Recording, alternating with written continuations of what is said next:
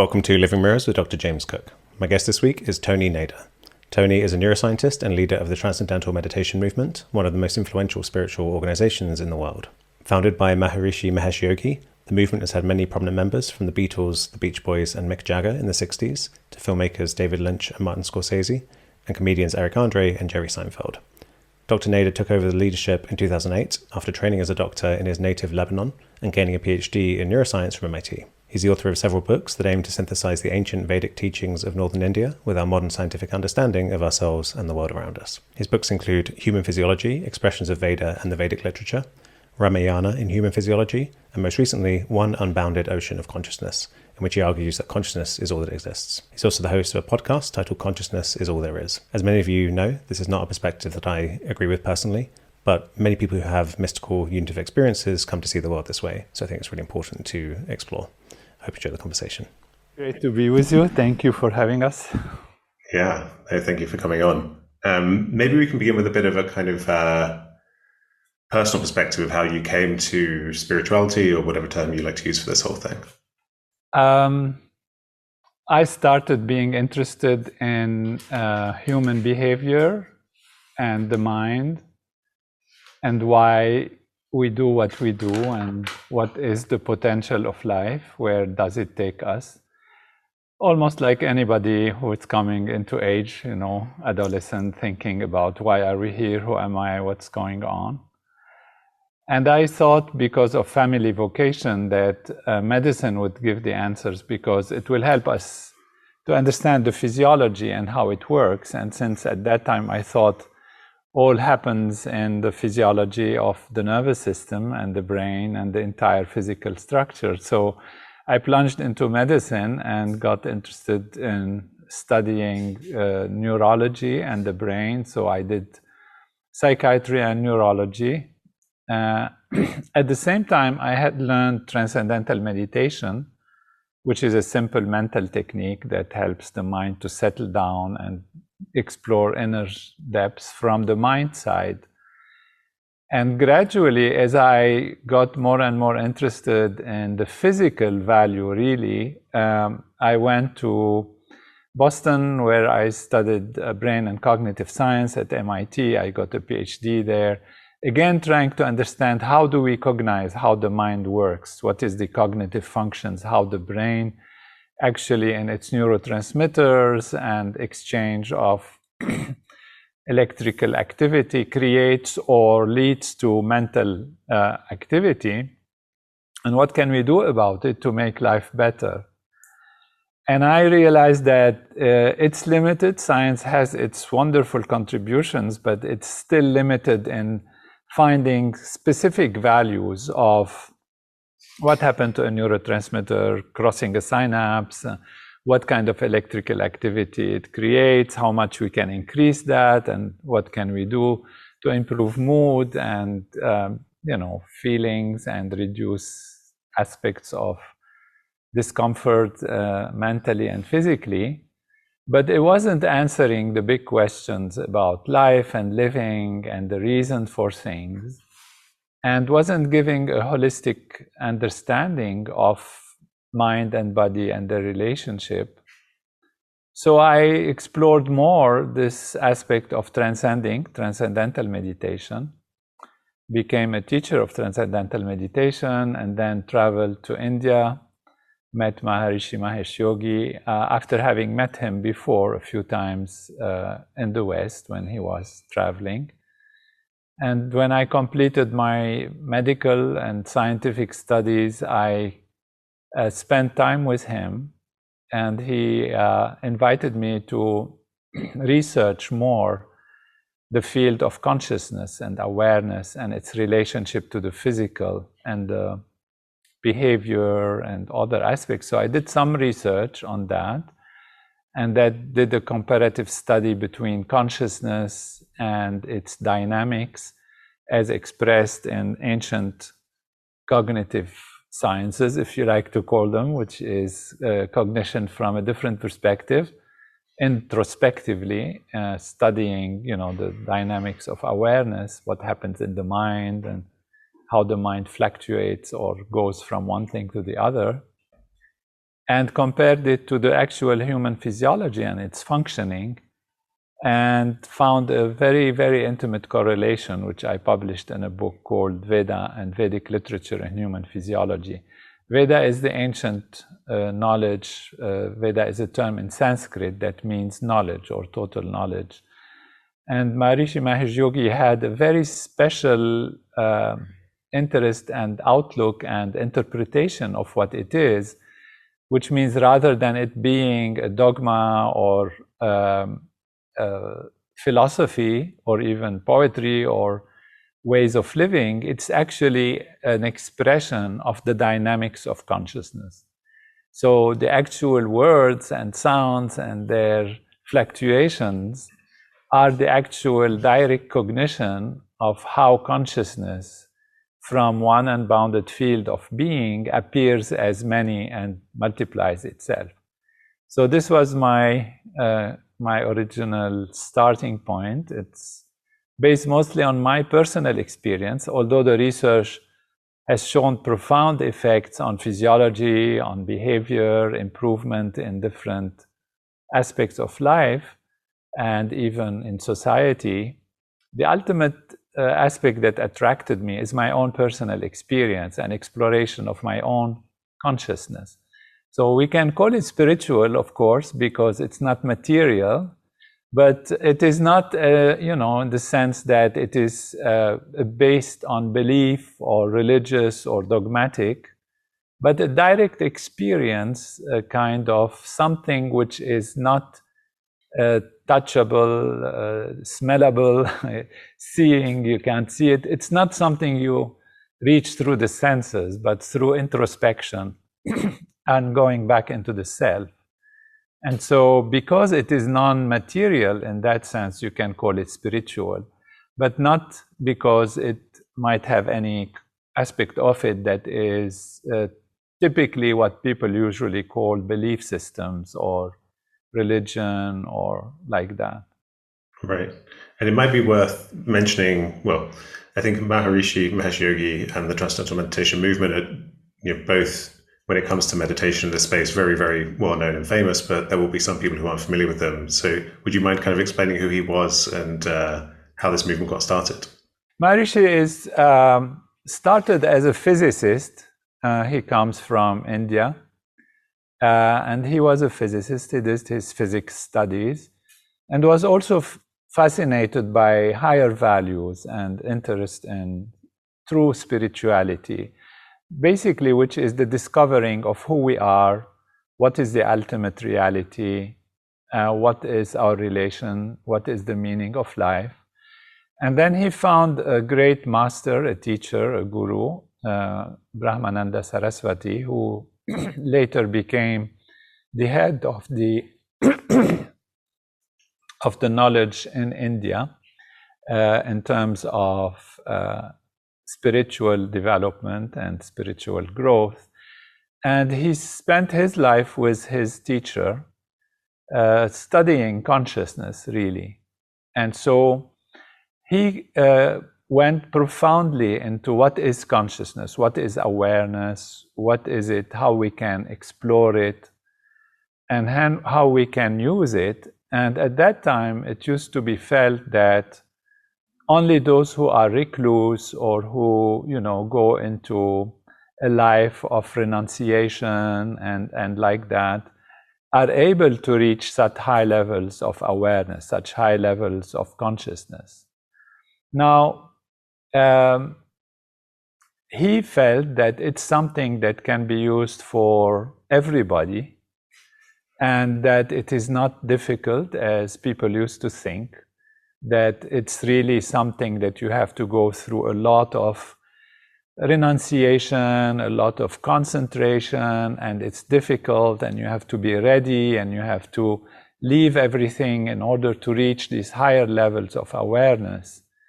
So he felt, and he knew from his teacher, that there is a technology which is extremely simple. Even children can practice it, and you don't need to have profound knowledge of philosophy or any knowledge actually of ontology or epistemology or philosophy or understanding of anything, just you practice this simple technique, and then you go on with your life, and it stabilizes within you your true inner deep self. So that is what transcendental meditation is. What it is ultimately is something practical, a do-it-yourself technique that you do at home, morning, 20 minutes and 20 minutes in the evening. And it allows the mind to settle down. If you think of the mind as an ocean, the mind has therefore some activity on its surface, like the waves of the ocean. And we have thoughts, and thoughts would be like bubbles coming from the bottom of the ocean and rising up. And as they rise up, they become bigger and bigger until they reach the surface, at which level we are aware we have a thought. But we don't know from where the thought comes. So there are layers of the mind, some of which we are aware of, but that's the surface of the ocean of the mind. And some we are not, some scientists call it the subconscious or ultimately the unconscious, and the different layers of the inner dynamics of our mind.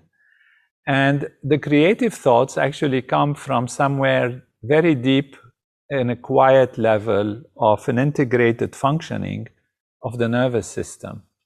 What transcendental meditation does is allow the mind to dive in that ocean towards its source, which is the source of creativity, the source of our intelligence, the source of our thoughts, and experience the deeper layers of our true mechanics of awareness, of consciousness, ultimately reaching a level where there are no thoughts, no experiences of any color or any feeling or anything, and just the experience of the self, which is pure consciousness.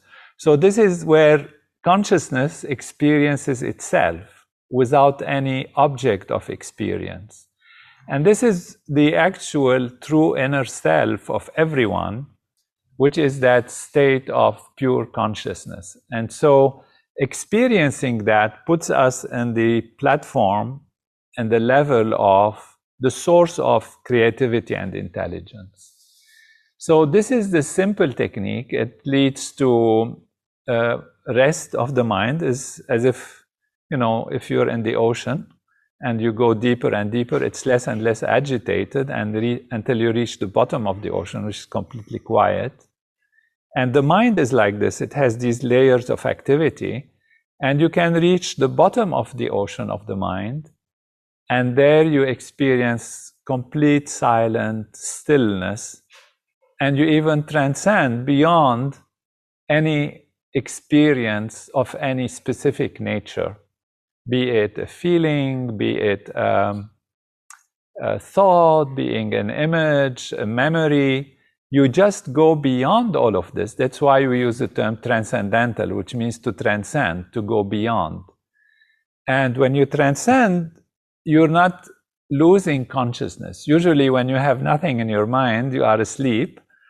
But in this case, you are aware of your own just awareness. So it's awareness awake to its own inner self. And it's such a deep state of peace and quiet and harmony that the whole mind settles down, the body also, because it follows the body, follows the mind also. Mind and body are really in a continuation of the same reality. So the body settles down, and the research, more than 600 scientific research studies have shown that the settlement of the body, the rest of the body, and the quality of awareness that is there is so profound that it removes very deep-rooted stresses and strains. People start sleeping better, their blood pressure reduced, and the American Heart Association has shown in its studies and analysis that it is a very significant reduction in high blood pressure and cardiovascular factors that can lead, effects that can lead to cardiovascular disease, and it recommends it in a serious way. So it is very profound physical changes that are positive. At the same time, there is greater clarity in thinking, greater inner satisfaction and happiness, which carries on in activity.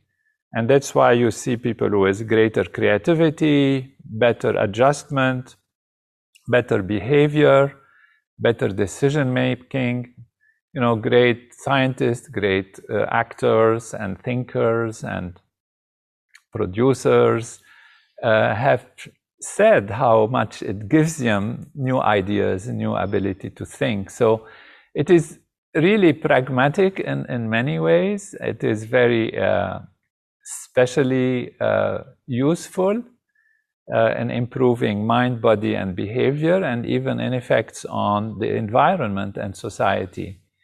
So it's a simple mental technique which has profound effects on all aspects of life. Right, and it's just mantra meditation, right? You're repeating a mantra. It's as simple as that's the core of the technique.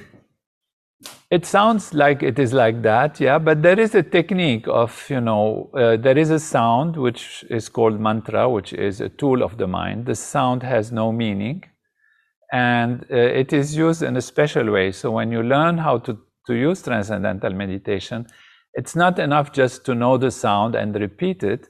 You have to exactly know what to do when a thought comes, how to deal with noise, how to deal with different situations, how to handle the sound if it's going away, if it's coming back, if it's fast, if it's slow.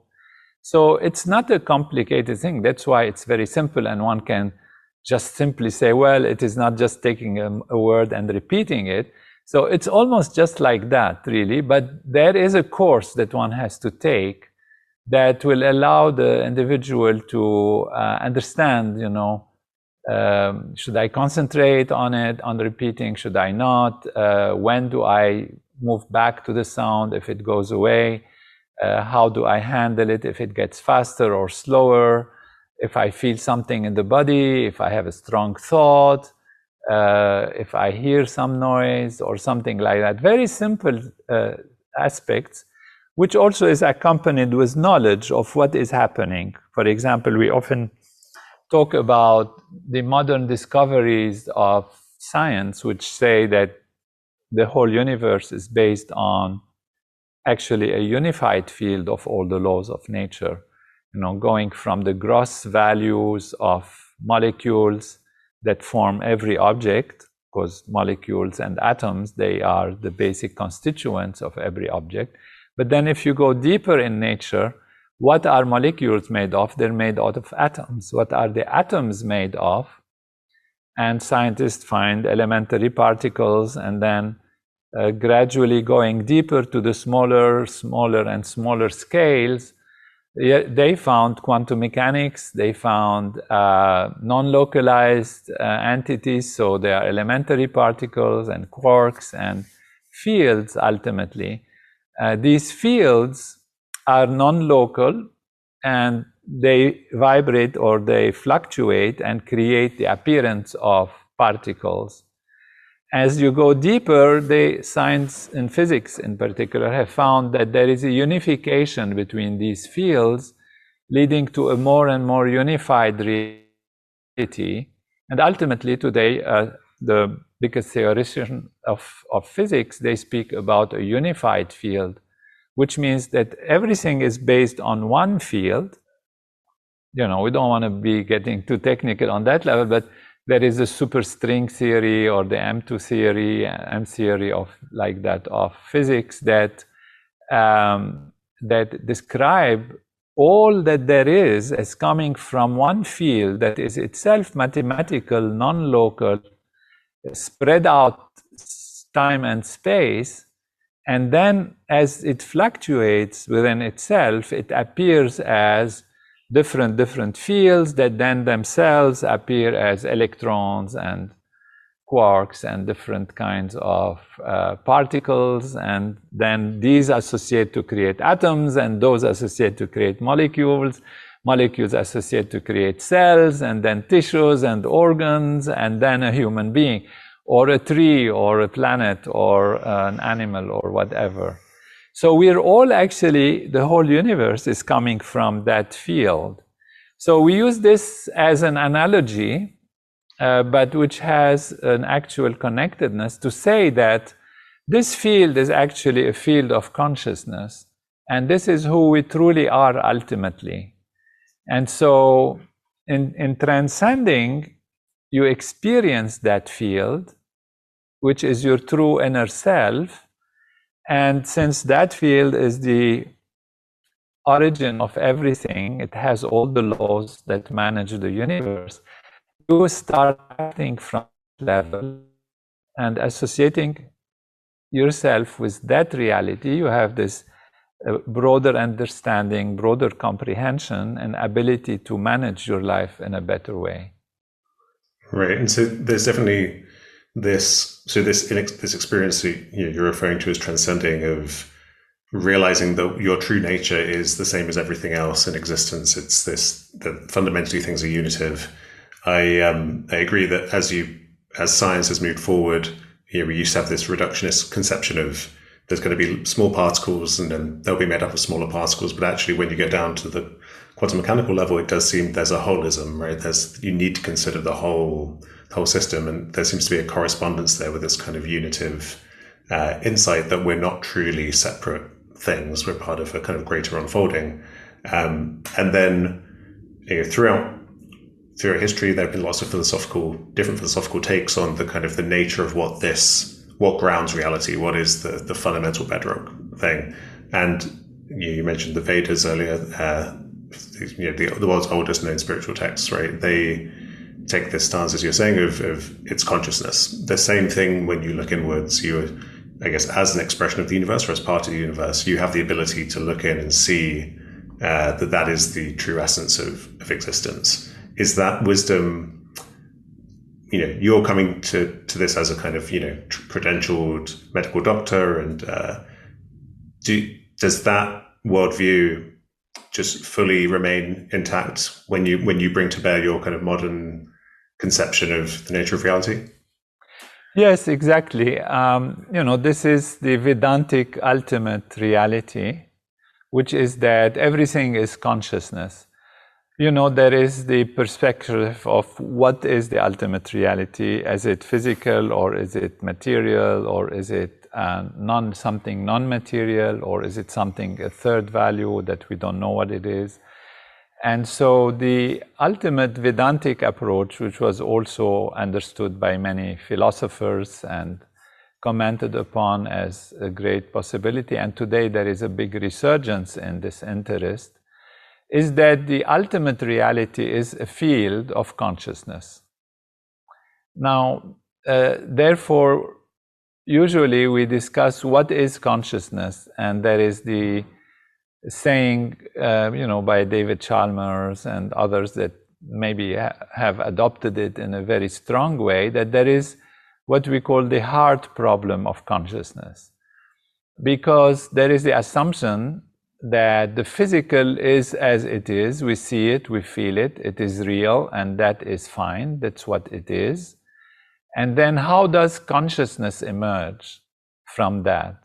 And so you get all the logics of maybe consciousness is an emergent quality, which means out of the physical, something emerges suddenly that is more than the sum of its parts.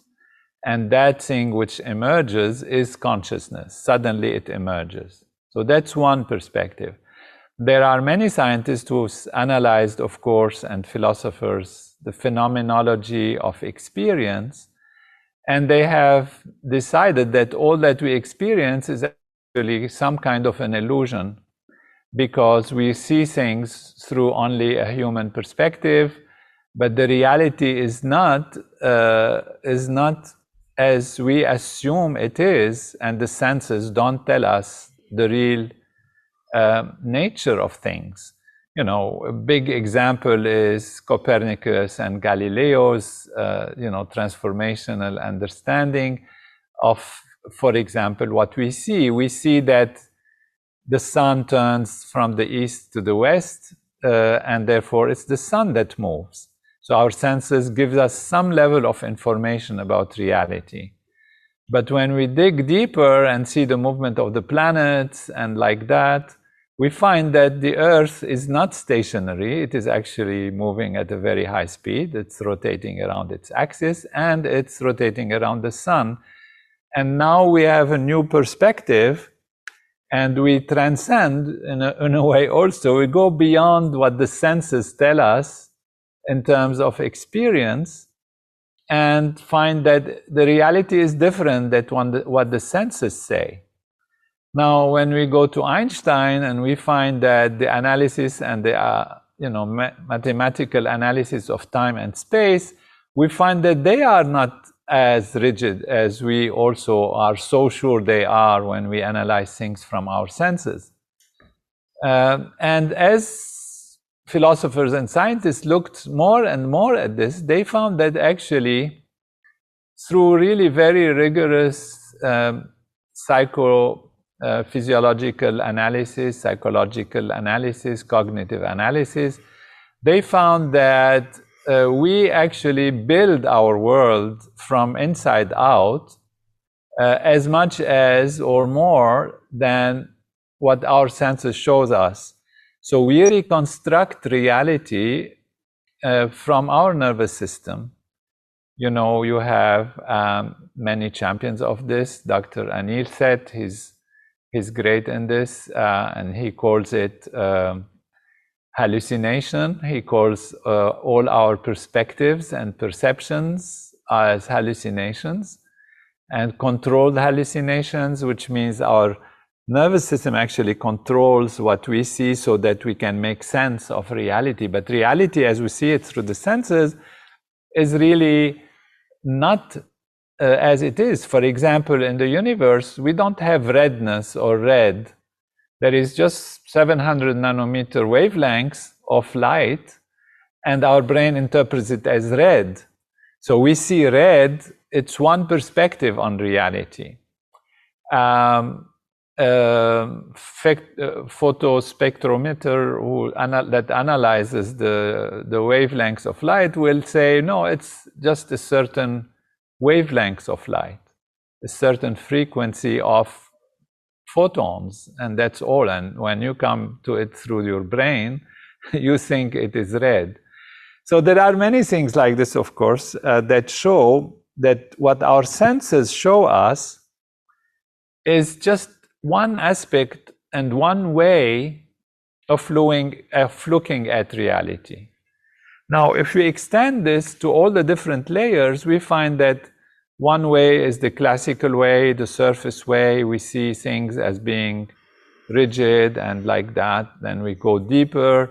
We find that it's all maybe full of emptiness. And if you go deeper in your understanding, you start finding that time and space even are not reliable, and as definite strict entities, and that time is also maybe one of those creations of the human ability to perceive.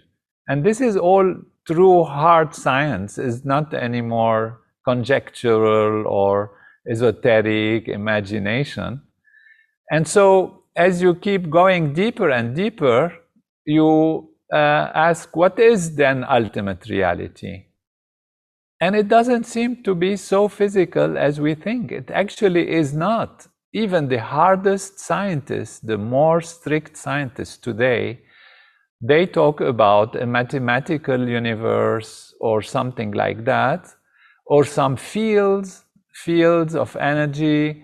And those who are more deep into it and they see where this field comes from, what it is, how do I cognize it, then they say, and they actually say, it is a field of consciousness. So to make a long story short, the consciousness, if it is an emergent quality, it is really hard to explain, and that's why we have the term the hard problem of consciousness.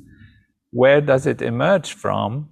How can something physical end up giving you this very intimate personal experience of pain, of love, of hope, of redness, of planning in a certain way, with imagination, with feelings, with sense of color and hope, and etc. So this is the phenomenal consciousness that some say then it is maybe either not real because we can't explain it, so they say it's an illusion, or it's a hallucination, because they have the dogmatic belief that everything is actually physical. Now, we take the different approach, the Vedantic approach, that actually everything is ultimately consciousness. So the ultimate reality is a field of consciousness. So now, instead of having the hard problem of consciousness, we have the hard problem of physicalness. It's like you can't deny that we are here talking to each other, we have cameras and we have tables and computers, and some people can say, oh, that is also a hallucination and an illusion, which it is on some level, but there is something out there that is, whatever it is, appears as something. So it is not a lack of conjecture about the ultimate reality. We have many, many ideas. The problem is how to connect them. So if you start with consciousness, you have to explain to me how consciousness appears as matter and how does it solidify and consolidate and, you know, become some billiard balls and planets and people and all of that, that have experiences and that are dynamically living and all of that. So the theories of the origin of ultimate reality can abound, but what is necessary is to be able to connect together the loose ends of how one relates to the other, how one can explain the other. And if you have an understanding that is complete, you should be able to explain physics, you should be able to explain quantum mechanics, you should be able to explain conundrums in physics and quantum mechanics and relativity and all of that. And you should be also able to explain morality and ethics and epistemology, ways of knowing, how do we know, and law and order, you know, what is the origin of law and what is the essence of things and how all of these relate to each other. If they do, that we are not living in a, you know,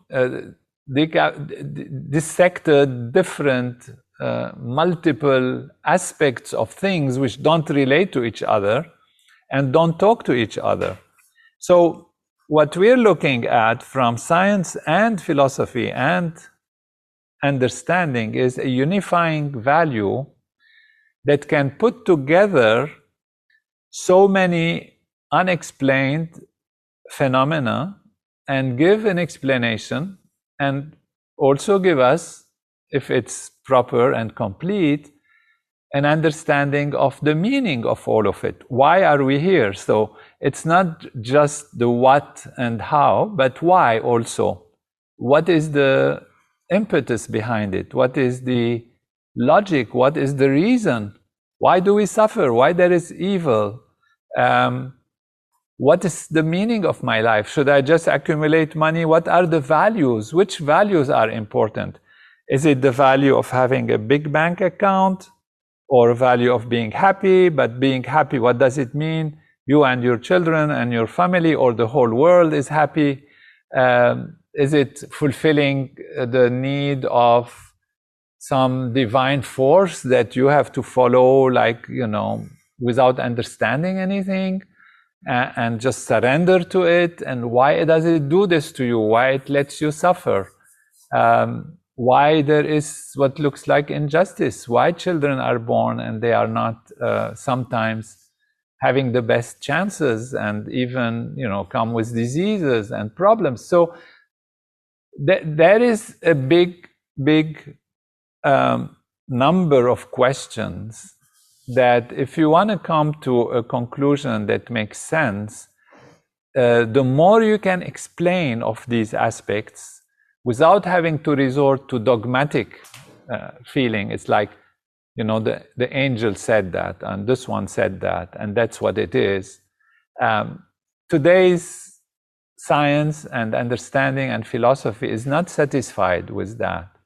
We have to ask ourselves, are we able to make sense of all of it? And I feel, of course, we are able.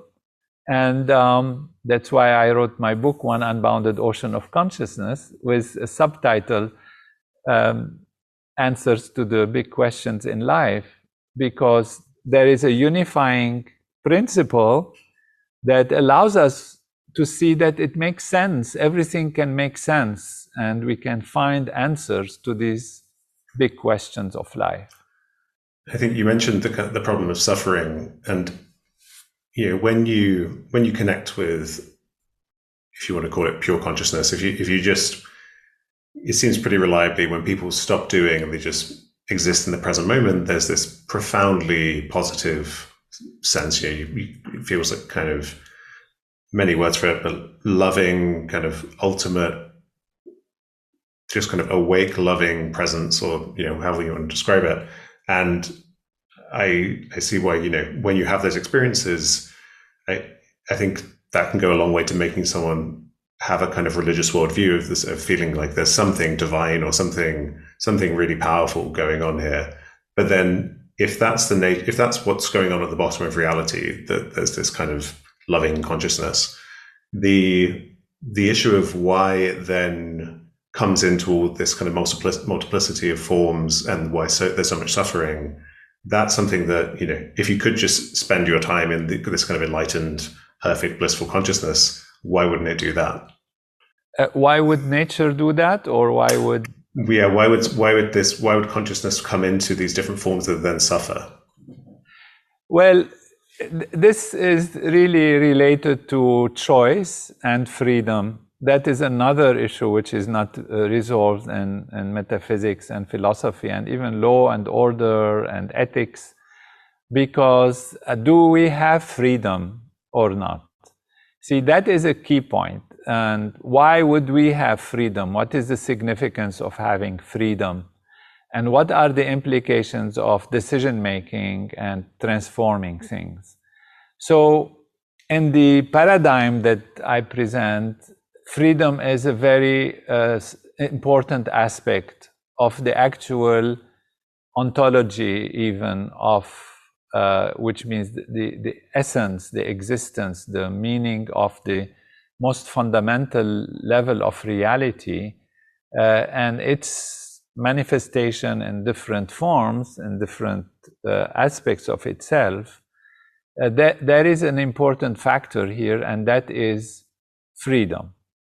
You see, the problem is that there are laws of nature. And so first, people used to think there are so many forces that we have no control over, maybe divine, maybe, you know, angels, maybe different gods, maybe different things, or even one God that changes her mind or his mind and decides to help this but not help that, or decide to make this one suffer or not this one.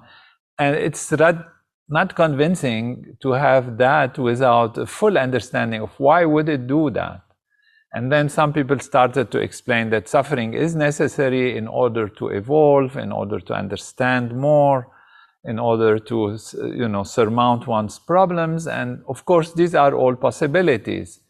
Now, in this whole context, there is a question of meaning of why we go through what we go through, and laws of nature that seem to be quite rigid when we analyze them. So this idea that things are happening from some agent in the outside that is creating an effect, and then people either suffer or they have issues or not, has been mostly now discarded in terms of the existence of very rigid laws. And that is how science came about, and why science started to reject philosophy and conjectures and ideas, and even, unfortunately, spirituality and religion,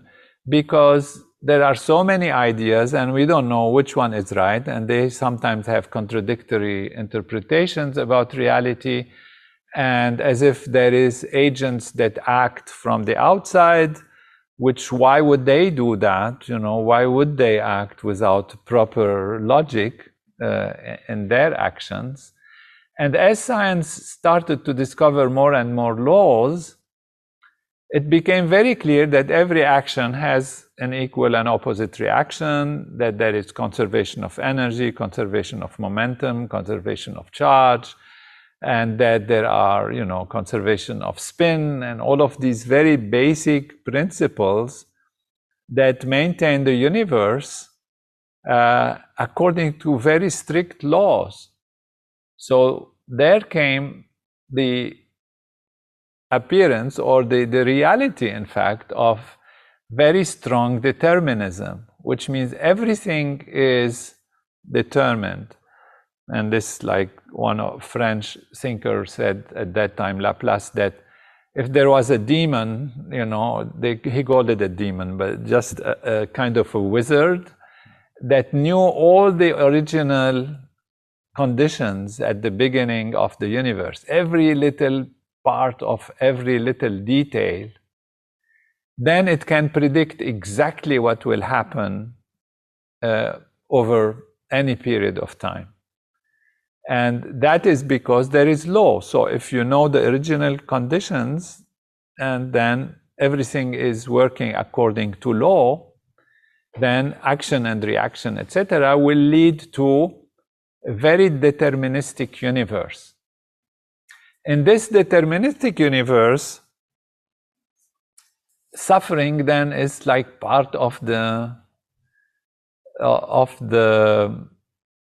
internal constructs of the universe. The original constructs has this suffering within it, and has evil within it, and have issues within it, because everything is deterministic, in which case also, how can you blame anybody?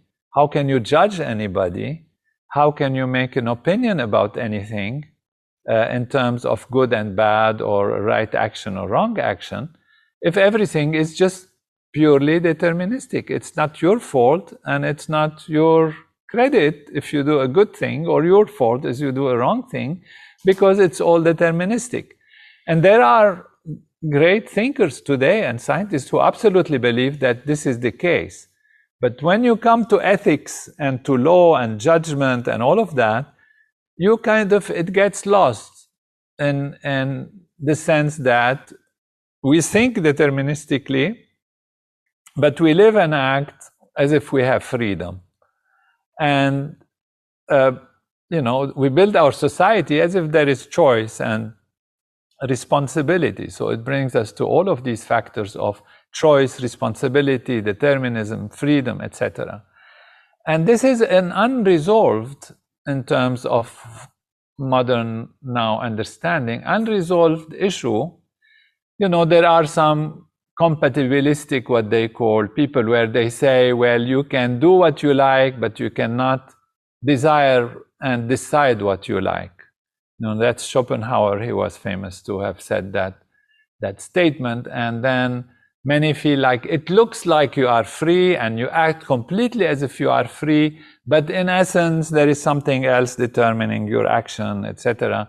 And so there is different layers of freedom, and it's not a convincing argument. Either you have freedom or you don't have freedom. Now, in the paradigm I present, there are two layers of that. There is true freedom, which is very real, and that freedom happens within space and time, which means you can today decide to want to plant a mango tree, or a mango seed, and then you can decide you don't want an apple tree, you want a mango tree. So you take a seed of mango and you plant it, And this is your decision. Now, what you don't have freedom about is when the seed develops into a tree and the tree creates fruits, you cannot have the freedom to come to the tree and say, I want you to produce apples. So every action has a set of reactions that happen within time and space. Now, within time and space, you have the choice to make whatever you are able to choose within the constraints of your consciousness and constraints of your previous actions, to choose something very specific and do it. So that is freedom. But your action will have a reaction that in due time will result in a very specific deterministic outcome. Now, can you change your course of action? For example, you plant the mango tree, but now you have so many mangoes, you want to eat oranges. And so you go to your tree and you find mangoes. What is your degree of freedom? Well, the way the paradigm presents itself is it depends on your level of consciousness, which means if you have higher consciousness, you can find solutions that allow you actually to change the mangoes into oranges. How can you do that? It sounds like, oh, you have to do magic. It's not magic. You just take your mangoes to the market, sell the mangoes, and buy oranges. So, but if your consciousness is very limited, you don't see that there is a market, you don't see that there are options. This is what consciousness is important. Then you cannot get your oranges out of the mangoes. You're stuck and you eat your mangoes. This is where raising consciousness gives the possibility to find solutions and new decisions in life and make an actual ability to transcend and go beyond the limitations of your previous actions. But there will always be a constraint. Every action will lead always to a certain reaction. And your consciousness, if it is broader, it can find solutions. Ultimately, you can imagine that if your consciousness is absolutely broad and very profound, that you can actually even act retroactively and change things. But this becomes esoteric, and we don't want to go into that, which means acting in the past, and therefore your action in the future has an effect on the past, and you would have planted oranges and mangoes at the same time, or you would have had some seeds of oranges coming together near the mango or whatever. So here the imagination can go anywhere, or transforming things is possible, ultimately from consciousness, but that would require a certain very, very high level of consciousness. So let's leave this apart because it might sound non-scientific, non-pragmatic, non-empirical, and go back to the simple system. I haven't yet answered your question, but it requires a little bit of explanation in terms of why we have suffering, why we have this. And what I wanted to establish is the reality that we have freedom within the context of ultimate balance and ultimate determinism, if you like, but within space and time, we have time to decide things. And, you know, if you want to understand the whole paradigm, you have to understand how is space and time defined, where do they come from, what do they mean, is there space and time in the absolute, or is it only in the relative manifestation? So it's a whole topic we can also discuss. But within the constraints of space and time, there is true freedom. On the absolute level, everything is computed perfectly and every action has its equal and opposite reaction. But within space and time, you can feel that if you are actually totally free and independent of the laws, the ultimate laws, but you are ultimately not. You know, you plant a mango seed, you're going to get a mango tree.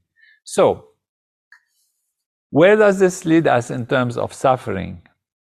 You could also choose to make decisions that are not in tune with the best line of evolution and progress, and in tune with the fulfillment of the purpose of existence, of growth, of development for yourself and for others. And you can do these decisions freely. That's why there is freedom, it's to give you that ability to do that. So when you have freedom to act in a way that is not in tune with growth and development, you have to also reap the consequences. And therefore, suffering is an experience of going in the direction that is not the most evolutionary direction for yourself or society or the world or others. And there you get to have the experience of resistance or blockage to your growth. And that is what is experienced as pain and suffering. So that's on one level. Now, pain and suffering can have also a corrective aspect to them. And that's what we see, with pain, for example, on the level of the body. Why should there be pain? If there was no pain, you would put your hand in the fire and then burn it. And we know there is genetic diseases with which some people are born, that they don't have the special kind of fibers, the C fibers that transmit pain. And so they don't feel pain at all. So that's a real thing. It exists, and it's has a certain percentage of the world population, a small one, but it does, that they don't feel pain. Now, naturally, those who don't feel pain, they actually die always very early because they hurt themselves. They don't feel the pain, so they're not corrected. So you put your hand in the fire, you don't feel anything. You leave your hand in the fire, it looks like it's nice or whatever. And therefore, here the pain plays a very positive role in telling you something's wrong, you don't want to burn your finger or your hand. So the construct of nature tells you, draw your hand away. And how does it tell you that? It's a reflex, but it is built in the system that the pain actually gives you a feedback that something is wrong. You shouldn't be doing that. So there are all these factors that come together to justify or explain why there is suffering and why there is pain built in the system. Right. And as someone trained as a medical doctor, I think the common objection to the idea that consciousness is more fundamental than matter might be that brain damage seems to reliably affect consciousness. There seems to be a direction of causality there that suggests that consciousness is dependent on the physical. What would be your take on that? See, there are different kinds of consciousness being fundamental and different kinds of idealist, monist, or dualist understanding of the fundamental aspect of consciousness.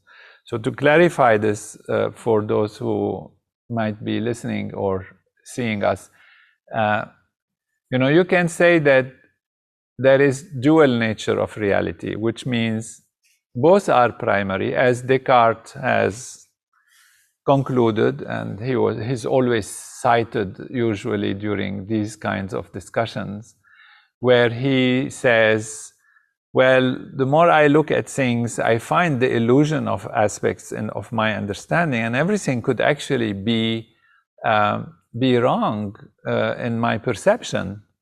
But one thing I'm sure of is that I'm conscious.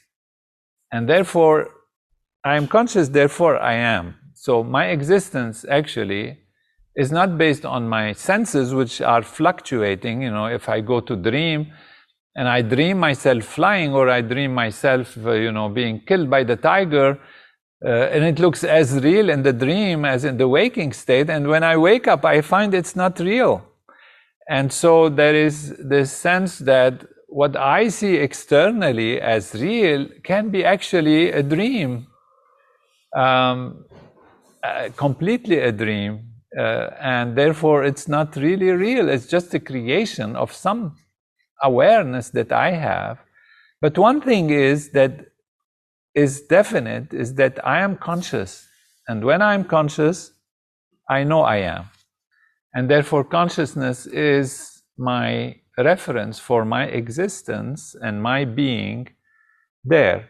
However, I do not contradict the fact that there are sensory things and objects. How can I refuse that? Because at that time, they didn't have enough even understanding of the possibility of hallucination and of, such deep understanding as we have discovered through, different tests and psychological tests and cognitive tests, that we can really be fooled with the senses. So they assume the senses are there. So then what to do? There are two things. There is an abstract aspect, which is more on the level of spiritual or soul, what he called the soul or the being.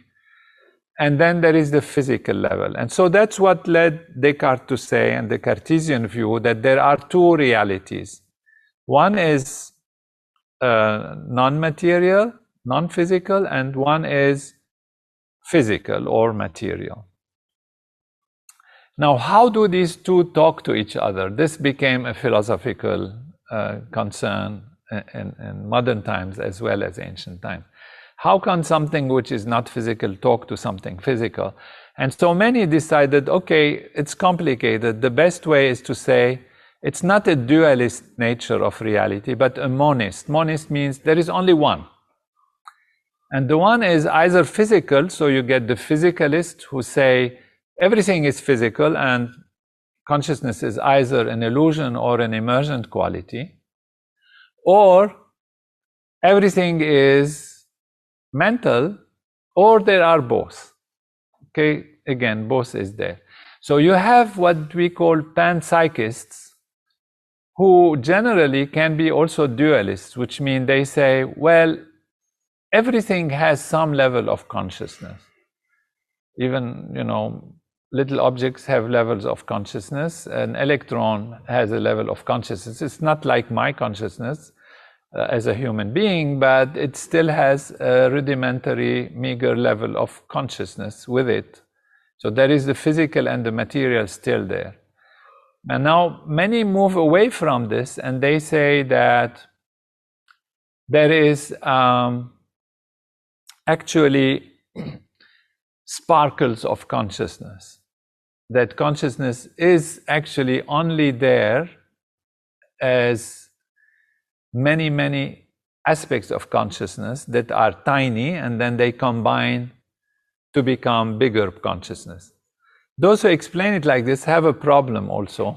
In philosophy, it's called the combination problem. How can small things combine to create a consciousness like a human being, which has so many layers and colors that the original individual components don't have? So I had a discussion just a few days ago. It's going to be soon put as a podcast with Philip Goff, who is a philosopher of consciousness, who's a panpsychist. And he thinks that, yeah, there can be these individual consciousnesses, very tiny ones, that combine to create higher consciousness. And then when probing deeper with him, he said, well, it could be fields, not just individual sparkles, because I asked him, would it be like a fairy dust of consciousness, thrown away, and then they have to combine? And I felt like he felt, it's possible, but more it's like fields of consciousness. Okay, let's call it fields of consciousness. Different fields of consciousness. In my understanding and paradigm, and that I present also, is that it's not fields of consciousness. There is one consciousness, one unbounded consciousness. That's why I call the book One Unbounded Ocean of Consciousness. So there is one unbounded ocean of consciousness. There is one consciousness. And that is usually described as not a panpsychist view, but what they call idealist view. So idealism is that everything comes from some big idea or ideas, okay, fields. So that is the idealism. In the idealism, it's not that things have consciousness, but things are consciousness. So they appear to be physical, but they are actually dynamics of consciousness.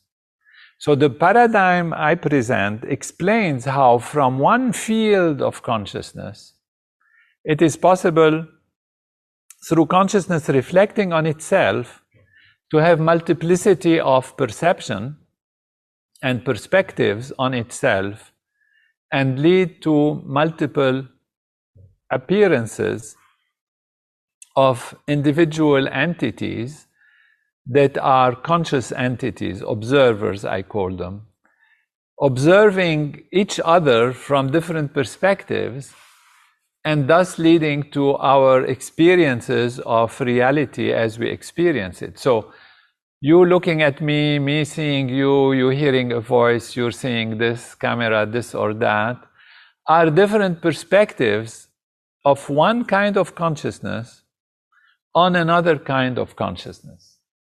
So this is hard to imagine to be as if it's completely integrated and comprehensive and cogent idea, but the brain is also consciousness. The atoms are consciousness. The elementary particles are consciousness.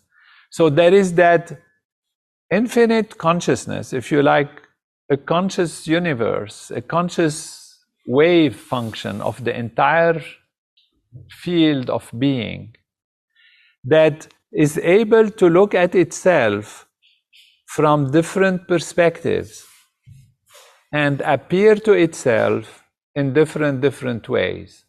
So when you say the brain is damaged and consciousness changes, you're talking in terms of dualism. You're saying there is something called brain and there is something called consciousness. I change the brain, consciousness changes, therefore consciousness is produced by the brain, therefore the brain is the real thing, and consciousness is a product of the brain. That is the usual logic as presented. Now, what I'm saying is, the brain is consciousness appearing in some way. If you change that consciousness, of course, consciousness changes. So there is no contradiction if you start from the point of view that everything is consciousness. So the substance we are dealing with is consciousness. And if you modify consciousness in one way, you modify consciousness. It becomes a tautology to say that consciousness has changed. Of course it will change. So I'm not separating the brain from consciousness. I am taking the idealist point of view that the brain is a dynamics of consciousness that we see from a human perspective as that clump of matter and physical cells and electrical activity, which are there, but they are there as expressions of consciousness, as realities of consciousness. So this is one way that is really the ultimate way to explain how and why consciousness changes when you change what? When you change consciousness. Obviously, you change consciousness, you say consciousness changes. Wow, great, there is nothing to explain there because you're talking about consciousness to start with. Now, to take another example for those who feel like this is hard to, accept or digest, there is another way to look at it. Suppose you take a radio or a TV and you are playing a movie or listening to a music. Now, you damage the radio or create some effect on it, and then the movie isn't as clear, the sound, maybe has noise in it or becomes disturbed or even goes away. You're not saying that the sound and the music is actually created by the radio or the reality of it. It is just a transducer, which means the waves of the music are in the air. They are waves of certain wavelengths, long wavelengths or short wavelengths that are being broadcast, and your radio picks them up and plays them, and then you say, well, yeah, I hear the music, but it's not actually the radio that has an orchestra in it producing the music.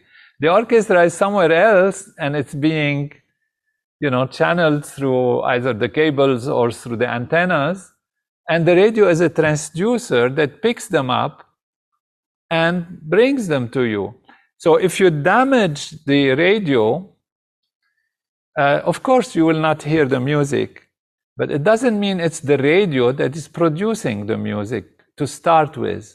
The radio is picking up certain things and transmitting them, emitting them. So this is not to explain that actually the brain is conscious, but it shows that there is a different way to look at it. You can't say, if I damage the brain, then consciousness changes, therefore it's the brain that creates consciousness. You're saying, well, if the brain is like a radio, it's picking up some wavelengths of consciousness, and if you damage the brain, that brain cannot produce that wavelengths of consciousness or that coherent wavelengths of consciousness. I go to the first explanation because that's the real one. This one is just an analogy to show that the logic doesn't hold itself in terms of the brain creating consciousness, because we know radio doesn't create the music. Right. Well, it sounds like there's a lot of different things to unpack from this perspective, and I think we haven't got time today, but I appreciate you coming on. Where would you send people to if they want to look into your work more? Thank you. Wonderful. It's great to be with you, and we're available. I have myself a podcast, of course. It's called Consciousness is All There Is, where we discuss many of these topics with different philosophers and scientists, and it's a joy to be with you. And again, if people like to know more, I have a book and a website they can join. Great. Thank you again. Wonderful. Great to be with you.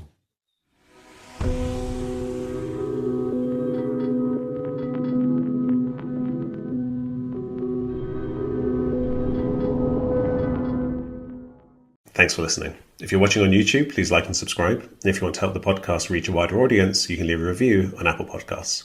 Finally, if you want to offer financial support, you can go to patreon.com/Dr. James Cook.